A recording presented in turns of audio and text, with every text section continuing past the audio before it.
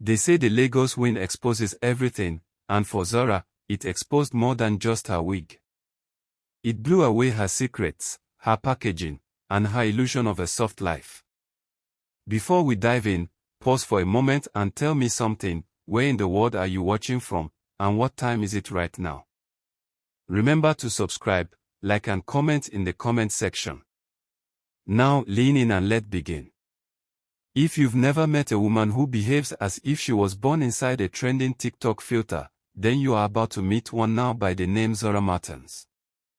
She was 28 years old, single, working in Lagos as a digital marketing executive, and living a life that looked luxe on Instagram but had an overdraft alert every Monday morning.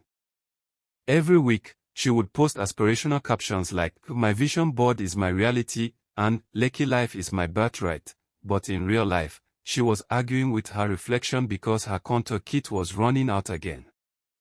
Zara was beautiful, sharp, and dramatic, obsessed with the next trend.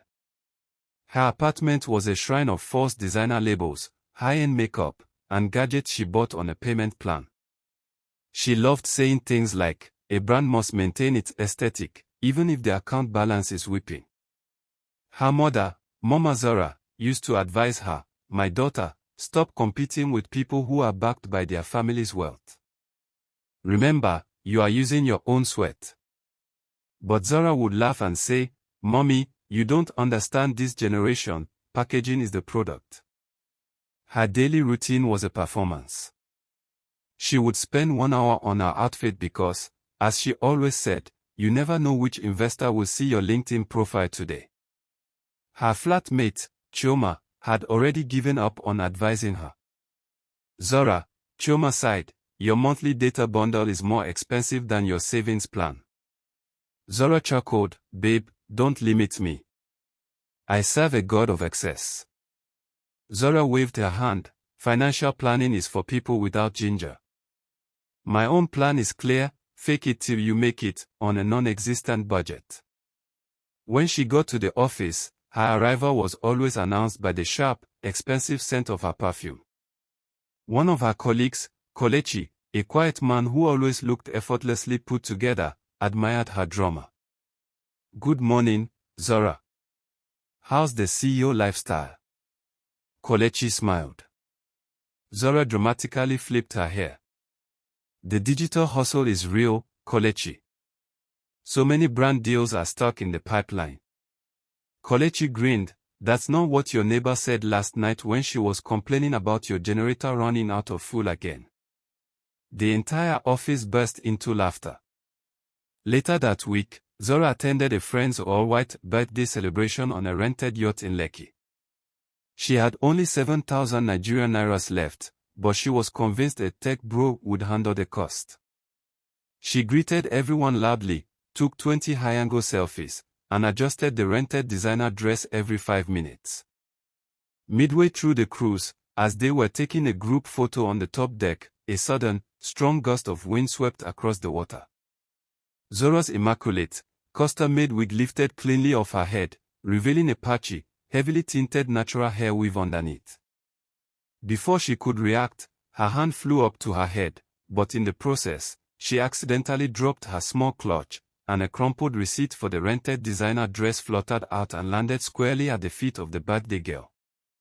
The entire deck went silent for 2 seconds before someone burst out laughing, pointing at her exposed hair and the receipt. Tari, the office gossip, smirked, "So this is what happens when packaging meets the Lagos wind." Unfortunately, by the second week of the month, Zara's account balance had started sounding like an empty silence. At work, Tari and her circle started openly mocking her. Kelechi tried to intervene. "Zara, you like drama too much." Zara replied, "Why not? Peace is boring." Kelechi leaned forward. "Peace is also cheap, remember." The final blow came when the salary was delayed for 2 weeks. During a crucial client video call, her phone started ringing loudly. She forgot to silence it, and the ID caller displayed, "Credit Union Collection." The boss frowned. "Miss Zara, can you take that outside?" The phone rang again, and this time, the client screen shared the pop-up notification, "Final warning, your account has been suspended." The whole office burst into laughter. Rock bottom and the turning point. That evening, Zara sat in her small apartment, eating cheap noodles with pure water. The same girl who once said, "I can never eat noodles unless it is Thai stir-fry," was now calculating how to ration the seasoning. Her mother called, "One day, this your social media life will humble you." The next day, Chioma traveled, and Zara's gas cylinder finished while she was trying to boil water. While struggling to connect an electric stove, she accidentally caused a short, and a small, panicky fire erupted on her counter. She screamed and ran outside in just her wrapper and a stained t-shirt. Kelechi, who lived nearby, heard the noise and rushed to help. He saw Zara, completely disheveled, hair unkempt, and quickly put out the small fire. "Zara, what happened?" he asked. Zara sighed, defeated. "Kelechi, I'm broke. Financially, spiritually, and emotionally." Kelechi smiled. "Welcome to the club. I'm just glad you're finally ready to live like the rest of us mortals." Kelechi invited her to a community cleanup initiative the next Saturday. It was about clearing a clogged drainage system. Zara reluctantly agreed. While walking, she accidentally tripped on a pile of debris, and her old phone, the one that still worked, slipped from her hand and landed straight into the murky drain water. She yelled, "My phone! Jesus!" Kelechi looked at her and burst into laughter. "Don't worry, Zara," he said, "now you have a muddy water ringtone." Zara wanted to cry, but then she started laughing, too, a loud, uncontrolled laughter that came from deep within her. She hadn't laughed like that in months. Later, Kelechi looked at her and said, "This is the first time I've seen you laugh without trying to pose for a picture." Zara smiled. "Maybe I forgot how to be real." Kelechi replied, "No, you just forgot that contentment is louder than clout." By the next month, Zara had changed. She started wearing simple clothes and bringing a planned lunch from home. When Chioma teased her, "Where is Madam Luxe?" Zara smiled and said, "She has retired. Her pension is peace." One afternoon, Kelechi joined her for lunch.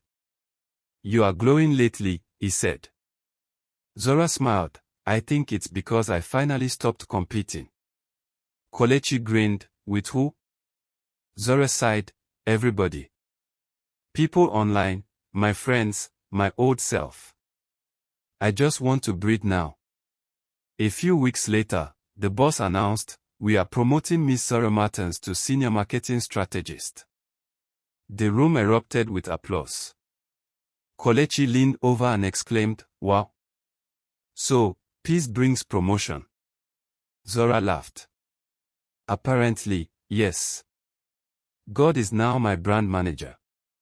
Kelechi looked at her seriously and said, "I was intrigued by the old, dramatic you, but this new version, this peaceful, funny, grounded Zara, I love her more." Zara blushed.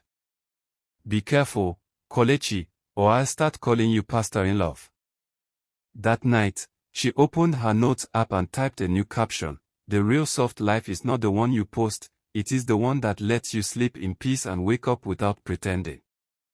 She smiled, dropped her phone, and slept peacefully. And that was how Madame Luxe officially transformed into Madame Peace of Mind, proving that sometimes rock bottom isn't punishment, it is the ground where you finally build a better life. Please remember to subscribe, like and comment on the comment section below.